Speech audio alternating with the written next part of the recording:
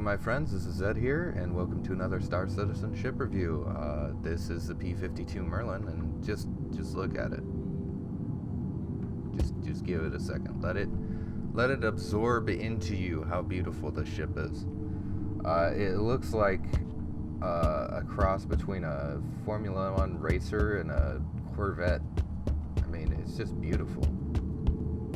I mean, the modeling is beautiful. Look, you can see the wires here. Look at the wires. Look at it. Anyway, I just wanted to talk about real quick the visuals and a little bit about the ship and review it a little bit. And this ship is, as the devs have stated, is the 100% feature complete ship. So everything that they've modeled into it is what you're going to see in the PU, as far as I know, and what they've said. So the component system's in, the cargo system is in, I guess, but they said that the P-52 won't be able to carry any cargo, but they did say that you can put weapons in it. So like for sure a pistol, SMG, whatnot, and possibly assault rifles and stuff. So this might be a little bit of a single man boarding vessel. If you're gonna be landing on an Idris or something like that and you need one more guy, just fly this thing in there. It's gonna be pretty expendable, I would say, which is a good thing. See, a lot of people don't like it because it's a cheap ship. You know, it's $20 right now on the ship page. If it's still being offered, I don't know if it is. I've picked it up for $20 because I've been in love with the P-52 for a while, and I know that when the ship comes out, it's either going to be very underpowered or very overpowered. And right now, I think they balanced it actually, which is amazing. It's a tough little fighter. I mean, it's so small that it's hard to hit. But we'll talk about more of that when I'm flying around in it and everything like that. But I mean, the paint job on this thing too is just, it's just glorious. Look at that. Those little speckles right there that looks just like fiberglass. I don't know why they wanted to make it look like fiberglass, but I like it. I think that it gives it that, you know, car vibe. One thing I don't like about it, obviously, is the landing gear. If you guys know me, landing gear, I don't like skids. They spark, wear down after a while. I mean, just give us some tires, guys. Come on. Please give us tires. At least give us the customization aspect to have usable tires so you can roll around and taxi and stuff like that. I know it's not just me that wants to be able to taxi CIG, so come on. It's got these two really big engines. Now, if you remember on the old P-52 model, there was like 6 engines on the back. And as far as I know, they didn't really know what they were going to do with the P-52. Which is evident by the 3 reworks that the Constellation has gotten, now 4 coming soon. And they didn't really know where the Constellation was going either.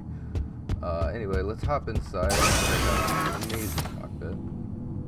I'm not sure which dev modeled this out. I'll have to look it up later. I'm flying around. I'll probably know who did it. So just be waiting for part 2 here. This cockpit's amazing. I kind of miss the old cockpit though, because it was really like an F-16 fighter cockpit. This is more like what I'd expect a fighter in space to look like. Obviously the ship itself, you would be seeing everything from the front. In an actual space fighter, in my opinion, you would have the cockpit right back here so that you could see any damage that was going on. Now remember, you can't hear anything in space, right? So you're not sure, you know, what's going on with your ship. If a thruster's malfunctioning, you can see that on this ship, and everything like that. Now we've got 3 weapons on this. We've got 2 laser cannons. If you guys know me, I don't really pay attention to what kind of cannons they are, because these are some pretty old models and they're probably going to be replaced soon. And then we have what's on labeled as a Tiger Strike Gatling gun, which might change, but or the name of it might change.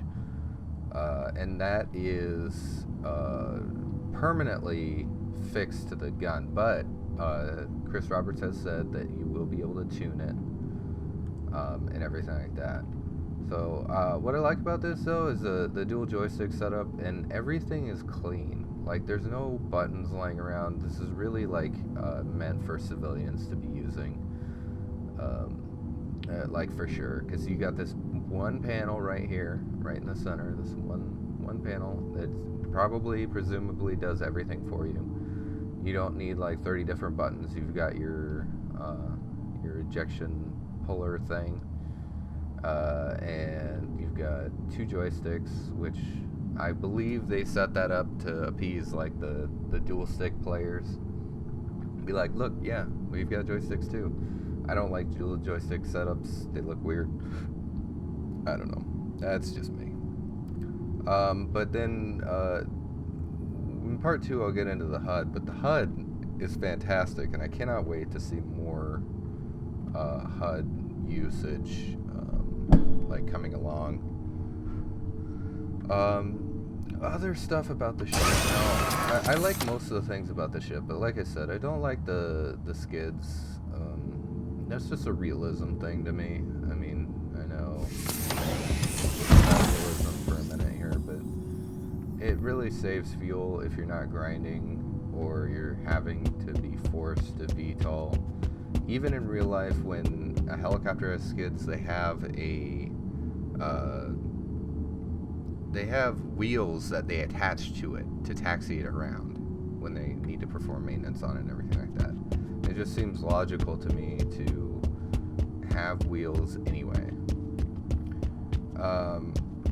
Other things I don't like about it, I don't really like this flare-up piece right here. I mean, to me, it just doesn't seem like it fits the design aesthetic of the sleekness. But I see what they're going with. You know, they got the really sleek right here, and it comes back, and it becomes a little bit more technical, and then you got the engines, which are really technical and really bulky and blocky. Lots of weight behind here, everything like that. Now, they said that you don't get your boost fuel back because you don't have a scoop, but what is this then? Because that looks like a hydrogen scoop.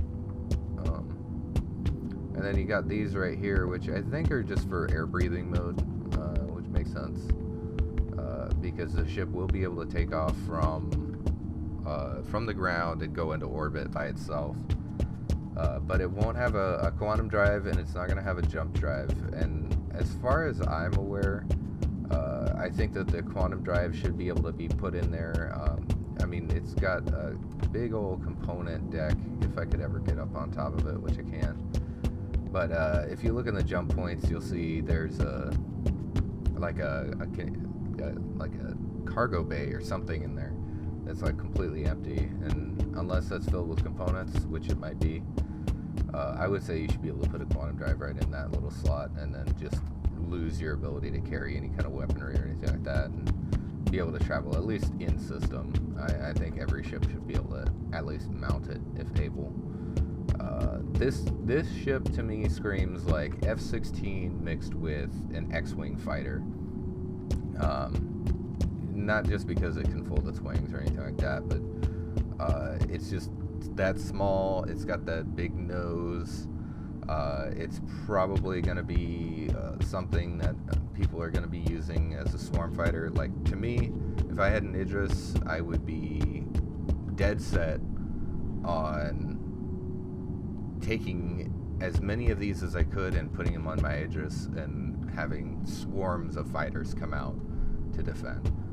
And that's just like, that's the TIE fighter kind of aesthetic right there. While it doesn't say TIE fighter to me, this ship, but that's the Mustang. The fact that 4 of these can fit where 1 Hornet can fit means that I could have a possibility of like 12 fighters on my Idris. And they're not going to be powerful fighters, but you know, the more volume you can put out and pump out And the more bullets, you know, you gotta go with Joseph Stalin's aspect on this, is put more bullets downrange than the enemy can put back, you know. And that'd definitely take out most targets. Won't be effective against like a retaliator or anything like that, but say, you know, you have 6 or 7 or 8 fighters and then 1 vanguard or something, and then you'd be kitted out for most problems there. Anyway, that is it for part 1. Join me again for part 2. Be sure to like and subscribe, and you'll get more videos like this. And as always, fly with honor.